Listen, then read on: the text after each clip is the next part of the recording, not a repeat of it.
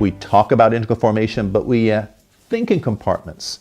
And so the separate subjects are divided by solid lines, and they don't influence each other. And so we end up with a jumble of assorted subjects. Now let's dissect a toad and put all the parts on a table. Nothing is missing. But we don't have a toad, we have a dead toad. Doesn't formation sometimes feel like that? Complete and dead. Then one day we realized that what separates the different subjects is not solid lines. Please hold the applause till the end. Reality is interrelated.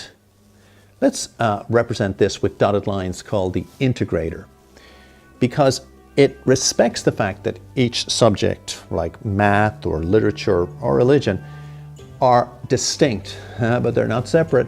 They color each other, they influence each other. Now ask yourself the question, is reality compartmentalized or integrated? These dotted lines are the basis of integral formation, that spiritual formation, human formation, intellectual formation, and apostolic formation are distinct, but they color each other.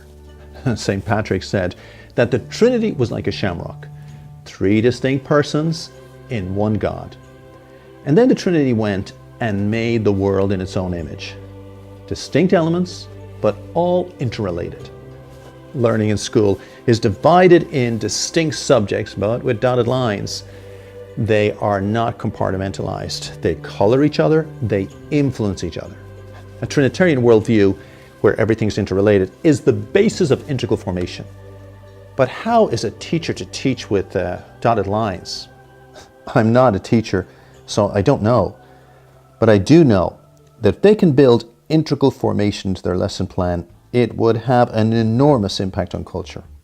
Also, business needs generalists. They know that compartmentalized learning reduces people's ingenuity and their ability to solve problems, which is essential to success. So how can a teacher do it? Well, here is what occurs to me. Stories interrelate everything. They're magic.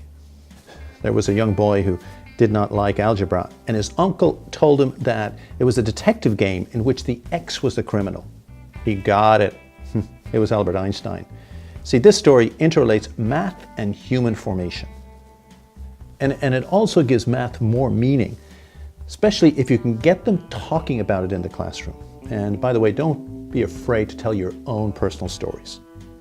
What makes our integral formation different is the dotted lines, which is how Christ formed his apostles to go out and rock the Roman world, which was actually intellectually quite sophisticated.